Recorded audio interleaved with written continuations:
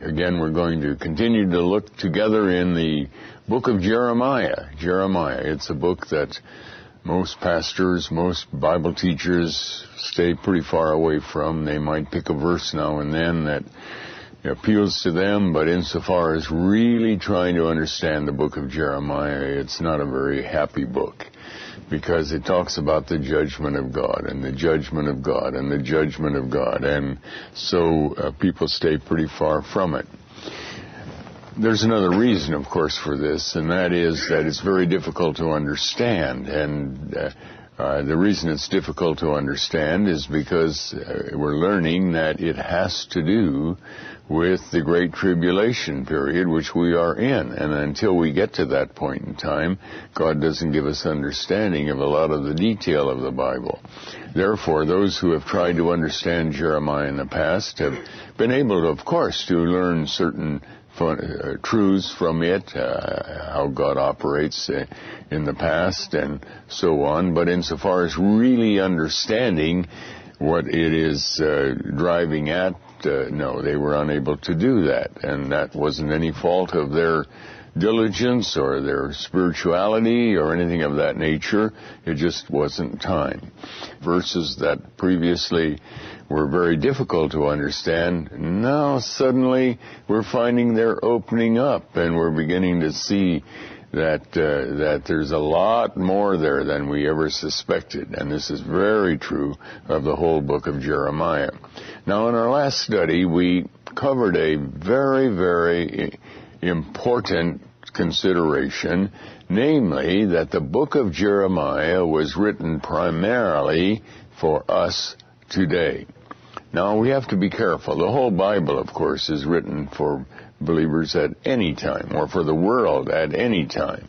At any time, there are certain blessings that come to us as we read the Bible. But on the other hand, as I've already intimated, there are passages in the Bible which we can't understand very well. We can't fit them in. We don't really know how to react to them, and that is because they were placed there for a future time. And it looks like we have come to that time now, and lo and behold, we're beginning to understand verses that heretofore we have been unable to really appreciate. Now, we found last time, as we were looking at Jeremiah 2, verse 2, that there God has given us a clear statement that the book of Jeremiah was written with its primary focus on the churches of our day, on the time of the Great Tribulation. That doesn't mean that the churches at any other time in history, or Israel at the time that they had the book of Jeremiah, could not derive certain spiritual benefit from it. Certainly they could. But insofar as really getting the complete message, the overall message, that has been held by God until our day. And we read in Jeremiah chapter 2, verse 2, Go and cry in the ears of Jerusalem, saying, Thus saith the Lord, I remember thee, the kindness of thy youth, the love of thine espousal, when thou wentest after me in the wilderness, in a land that was not sown. And when we analyzed that, we, of course, recognized, was this talking about Jerusalem in the first instance of Jeremiah's day? Or what Jerusalem is it talking about? And when we saw this language, I remember thee, the kindness, that's the loving kindness, the mercy of thy youth. And we tried to identify that with ancient Israel.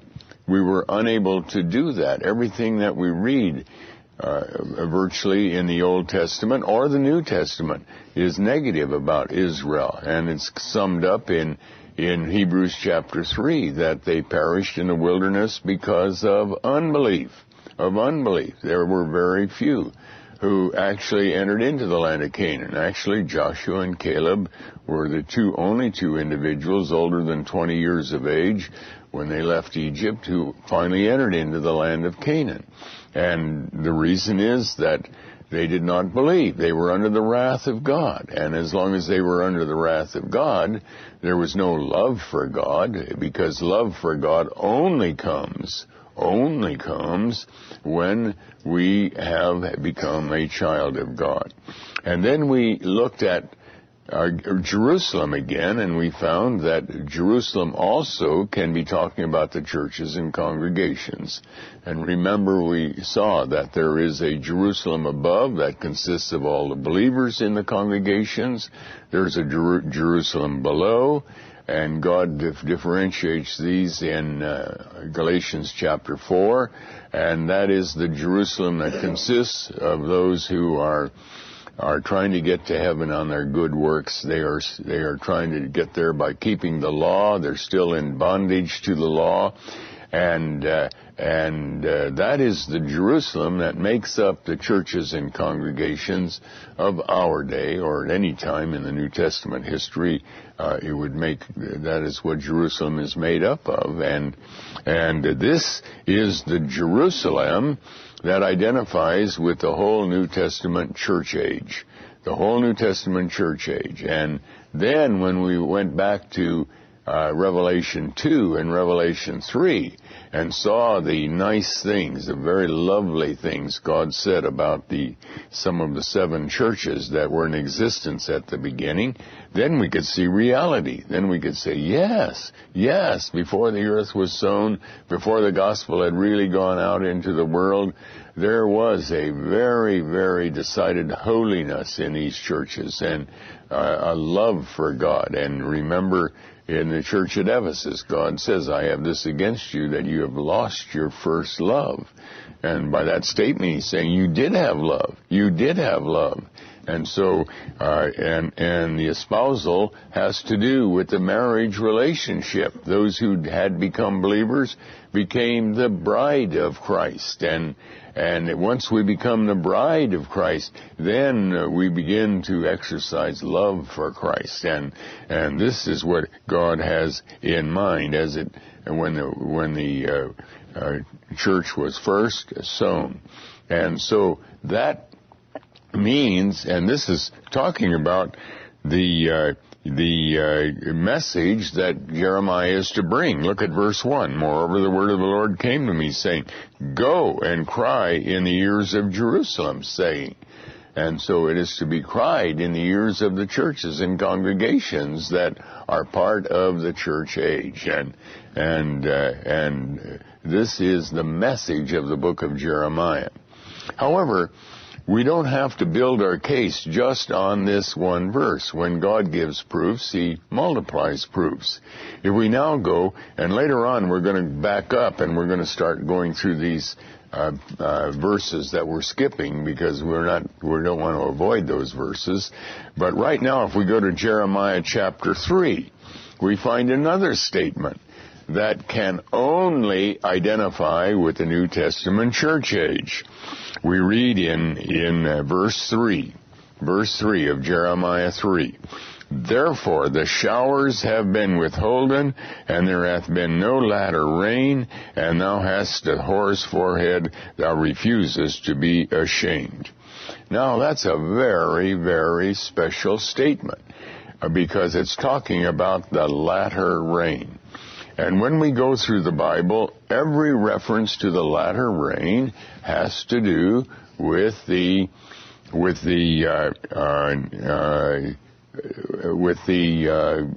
time that we are now living in after the church age. Let's refresh our memory again. First of all, let's talk about rain so we get that clearly in our mind. Go to Deuteronomy 32, Deuteronomy chapter 32. And there we read in verse 2, My doctrine shall drop as the rain, that is, my teaching shall drop as the rain, my speech shall distill as the dew, as the small rain upon the tender herb, and as the showers upon the grass. And that is the way the gospel comes down to us. It comes from heaven. It's blessed of God, and it comes down like rain, and it brings forth vegetation. That's why from time to time we read in the Bible that the fields become green with vegetation as the gospel goes forth, as people do become saved. And so when it's talking about early and latter rain, it is talking about the bringing of the gospel from heaven to earth. And here God is saying there is no latter rain. Now remember, we read in Deuteronomy chapter 11 at another time, and because this is all new material, we can read it again and again and again in order to have it focus into our minds and become a part of our thinking. We read where God declared in verse 14 of Deuteronomy 11, I will give you the rain of your land in his due season, the first rain and the latter rain. There's a first rain and the latter rain, that thou mayest gather in thy corn and thy wine and thine oil. And of course, the rain is the gospel, so the corn and the wine and the oil have to do with the salvation of people who are blessed by the gospel. I will send grass in thy fields for thy cattle, that thou mayest eat and be full. Take heed to yourselves. Now, here's the warning. Here's the warning, and this is going to get very, very important at this moment. Take heed to yourselves, that your heart be not deceived, and ye turn aside and serve other gods, and worship them. And then the Lord's wrath be kindled against you, and he shut up the heaven, that there be no rain, and that the land yield not her fruit, and lest ye perish quickly from off the land which the Lord giveth you. In other words, it's raining. The gospel is coming down. And then there is a wickedness in the land, so God shuts off the land, off the rain. And so there's the end of that rain. And then afterwards, he again opens up heaven, and the rain comes down, the gospel comes down, and he calls that the latter rain. Now remember, we looked in the book of Joel, and we're going to look at it again just to get this clearly in our heads, in our minds, in our thinking, that this, when God talks about rain, this is the best passage in the Bible that really lays it out. Be in verse 23, Joel chapter 2, verse 23. Be glad then, ye children of Zion, and rejoice in the Lord, for he hath given you the former rain moderately. And remember, that was righteously. And remember when we looked at that some time back, that this is the rain that the gospel that has been coming down all through the time of the nation of Israel until Christ came. And then there was a break. And for 3.5 years, there was no rain. Virtually nobody became saved. And that left it open to begin what followed.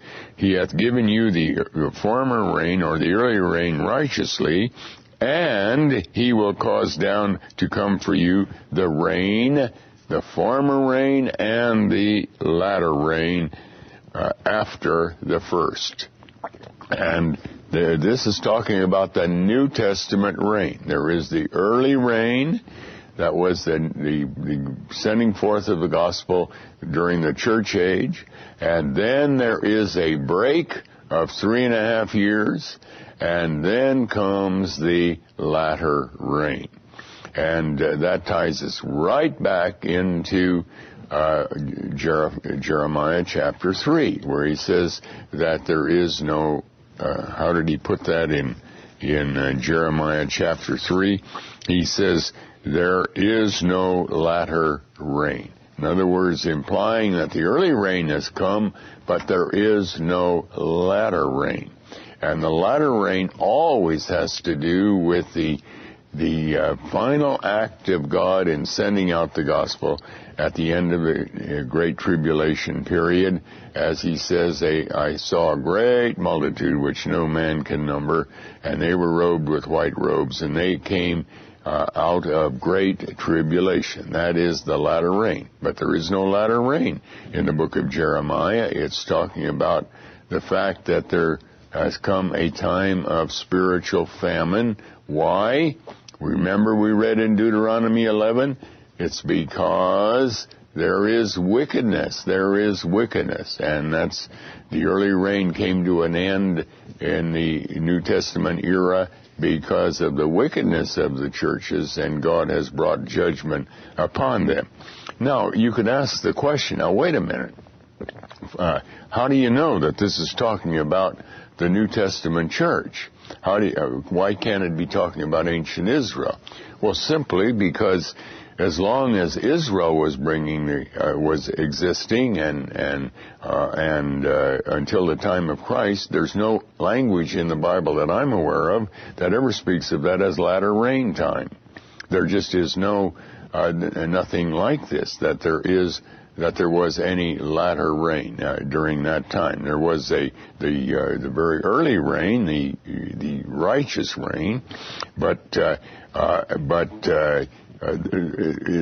they were not followed. Israel was not followed by the latter rain. It was followed by rain, which is also divided into two seasons, the early rain and the latter rain, as we saw from the book of Joel. And so this has to be talking about Israel or the churches of our day, that the early rain has been coming down, but there is no latter rain. Now, secondly, notice it says here, thou hast a harlot's forehead. That is, your mind is altogether adulterous. And remember when we looked at Babylon, when we look at Babylon, a great harlot, and we saw that she represents the churches and congregations, that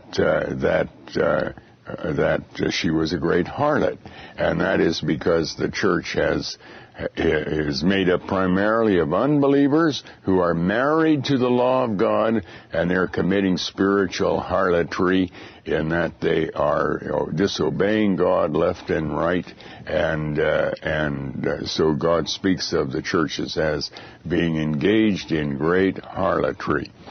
When we try to factor this sentence, that the showers have been withholden, and of course, let's lay this out again. There was a time of the very early rain, the righteous rain, that was followed by 3.5 years of spiritual famine. And remember what kind of famine it was? A famine of hearing the Word of God, so virtually no one became believers while Christ was ministering. And then there was the rain that would follow, which was to be divided into two seasons. The early rain, which was the sending forth of the gospel all through the New Testament era.